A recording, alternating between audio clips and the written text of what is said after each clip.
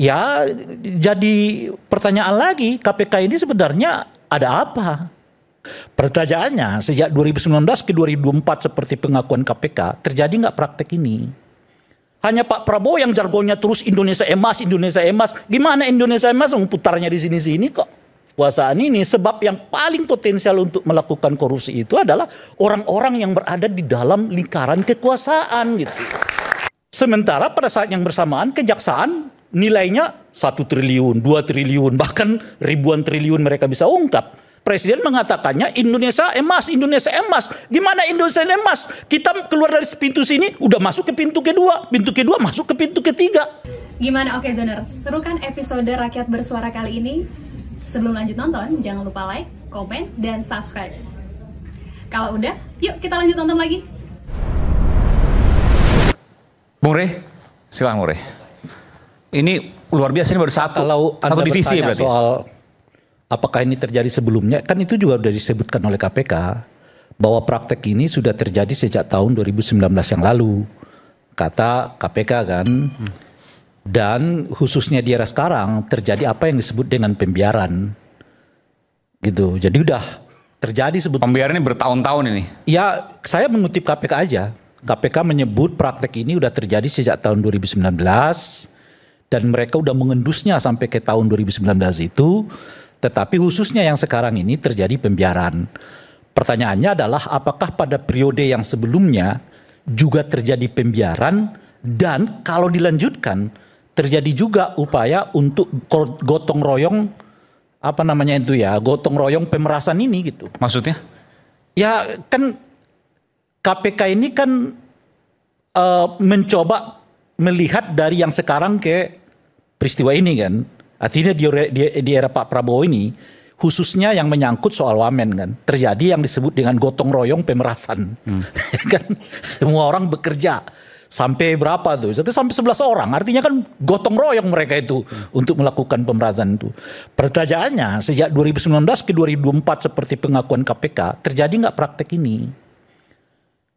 Kan itu pertanyaannya tuh. Nah kalau terjadi meskipun bukan KPK yang sekarang sebetulnya. Karena kan KPK yang sekarang ini bekerja sejak ya mungkin Agustus atau 2024 yang lalu gitu.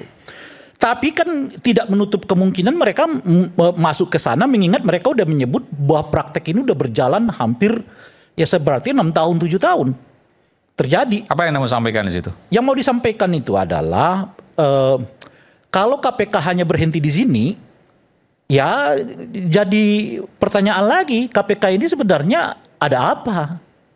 Kalau berhenti di sini, mengingat KPK udah menyebut bahwa praktek ini terjadi sejak tahun 2019. Artinya gitu. Di zaman menteri sebelumnya Bu Ida Fauzia juga harus dibongkar. Ya kan KPK yang menyebut praktek ini udah terjadi sejak tahun 2019 kata KPK. Dan saya tidak tahu, jangan-jangan pelakunya orang-orang yang duduk di departemen ini juga adalah orang-orang yang sama sekarang. Saya nggak tahu.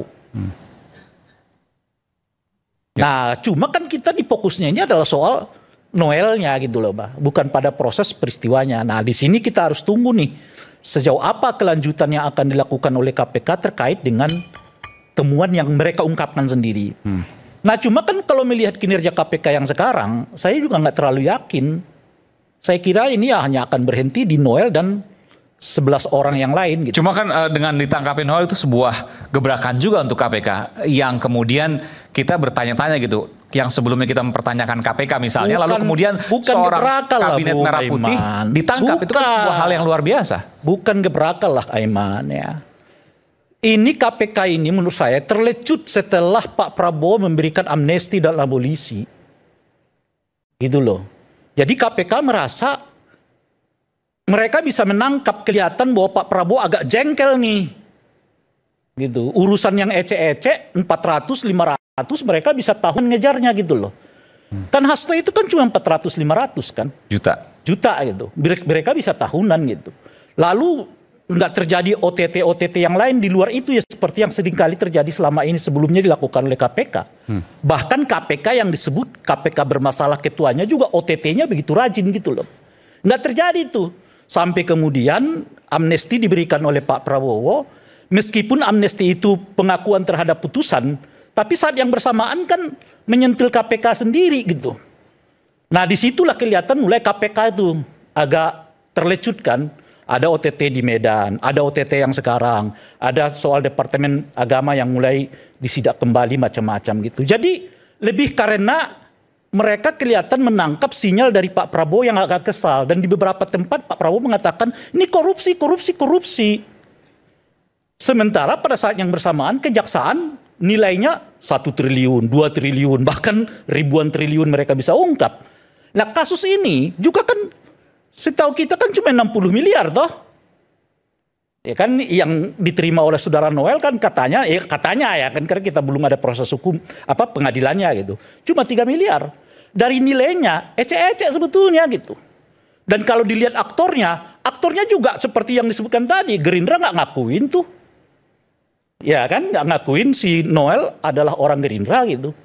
Siapa backup dia nggak ada juga.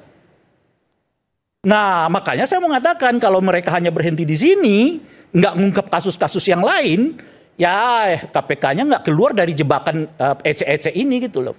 Jadi nggak ada yang luar biasa yang dilakukan oleh KPK-nya, lebih karena mereka terlecut dengan sikap Pak Prabowo yang kelihatan jengkel nih pada pemberantasan korupsi yang nggak maju-maju di tangan KPK, lalu ngurusannya yang ecek-ecek.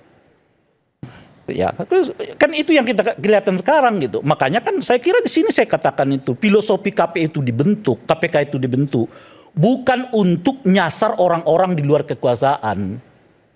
Justru mengawal mereka yang berada di dalam kekuasaan ini, sebab yang paling potensial untuk melakukan korupsi itu adalah orang-orang yang berada di dalam lingkaran kekuasaan gitu. Kan dulu pernah kita ungkapkan di sini gitu. Tapi KPK kan nyasarnya keluar tuh. Nyasarnya soal Hasto lah, ya kan, yang jauh dari kekuasaan sekarang tuh, dan ini dan itu dan sebagainya gitu. Nah sekarang kepada nama-nama entah itu kasus di Medan, ya kan, entah itu kasus Noel dan sebagainya itu, kita akan lihat lebih khusus lagi, gitu ya. Apakah ada di dalam lingkaran kekuasaan yang sekarang ini juga melakukan hal yang sama? Dan KPK harus terlibat. Kita udah bicarakan tadi, ini cuma satu departemen loh di dalam satu lembaga kementerian. Dan Anda tahu kan, salah satu model korupsi itu perbanyak perizinan. Gitu. Jadi makin banyak pintu-pintu perizinan, itu makin membuat prosedur yang memungkinkan setiap orang ngutip dari situ. Itu mekanisme yang tanpa kita sadari sebetulnya mekanisme yang membuka lebar praktek korupsi itu terjadi. Kan kita negara administratif, apa-apa semua pakai izin. Ya kan, mau demonstrasi aja harus ada pemberitahuan ke polisi, ya kan, dan sebagainya. Negara administratif.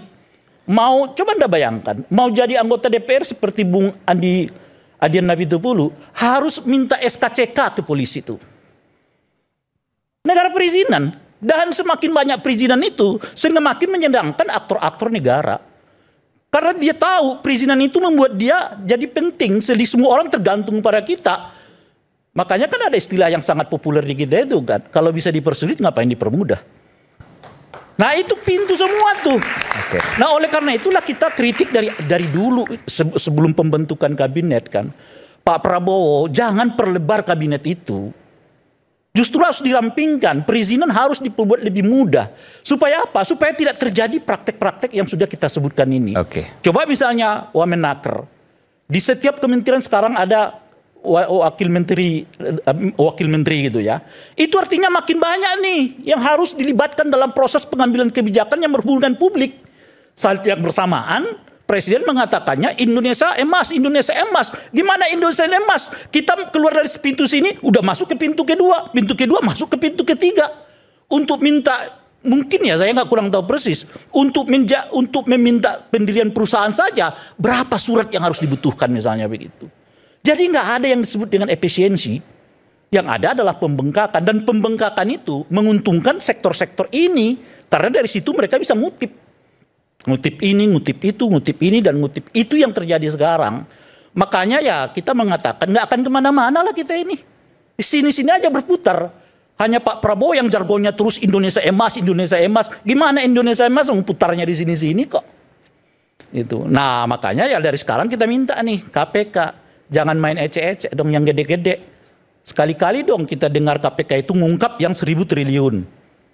Kan kira-kira gitu, 2.000 triliun gitu. Dan sebagainya. Itu baru kita sure. Oke, baik.